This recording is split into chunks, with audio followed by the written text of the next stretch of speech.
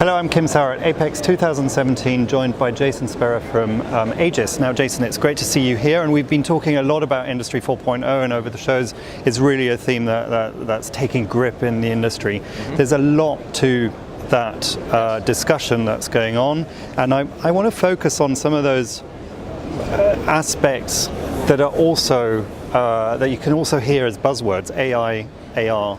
So augmented reality, artificial intelligence. In your view, where do they fit within that framework of Industry 4.0 developments? Well, it's a good question, because Industry 4.0 and the phrase itself encompasses all the benefits we hope for. Is what would these factories ultimately look like? Adaptive, auto-correcting, making decisions at the cyber-physical level.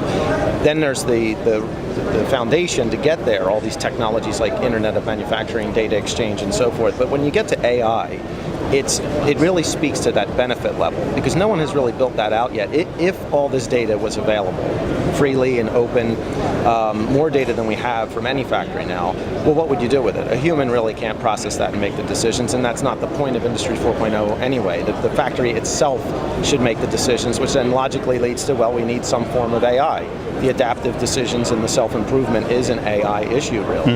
And then augmented reality is about how do you distill that information in a way that humans can actually process it, right? So instead of just our normal interfaces we're used to, now you're talking about augmented reality interfaces that are taking this unbelievable mass of analytical data and making it available and usable to a human. So there's two levels. There's the how would the factory process and make valuable all this information, and then whatever falls out of that, how can a human actually deal with such a massive amount of information? So I think both those things are related, but they're down the road, as opposed to the IOM standards, which is how do we hope to ever get there. So it's kind of a roadmap we have to have. Yeah, because you need that language. You need to have something as a basis for analytics. Right, get the data in the first place. Exactly, and then you need something to interpret that so that the human understands, or whatever process is involved.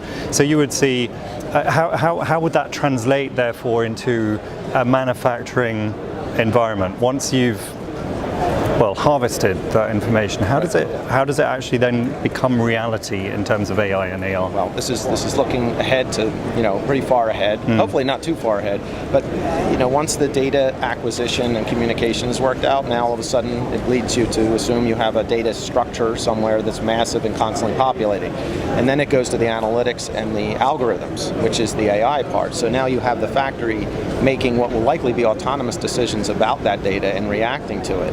Well, as great as that is, that can't be completely without human supervision, can it? Because it could go awry. So you now have to have a way of supervisors or whomever walking down the lines, and I don't see that necessarily as just dashboards in the traditional sense that we're used to.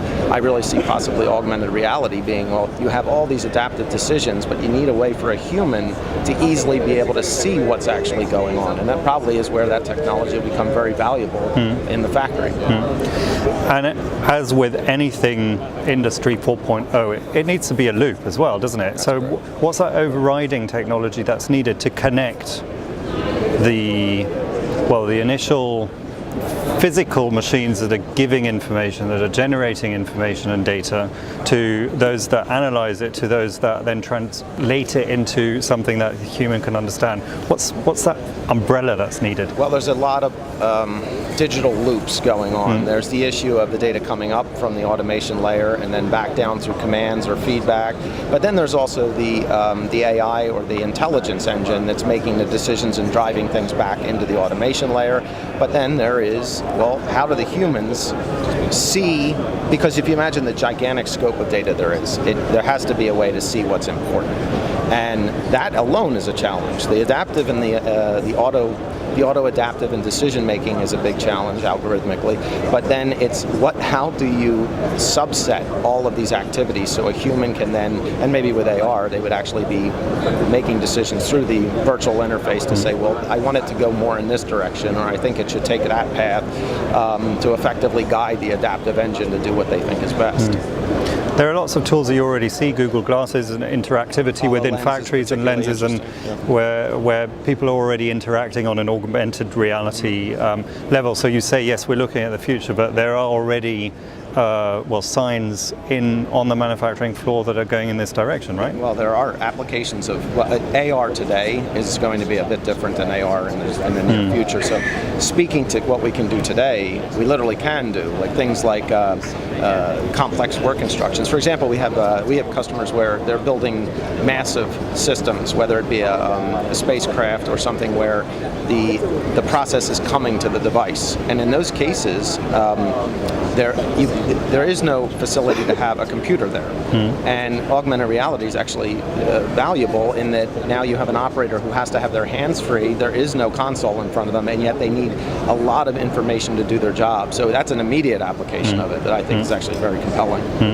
The key, obviously, to all of this is the analytics that it goes with. So, great look into that future, near future. Thank you very much for your time today, Jason. Thank you for having me.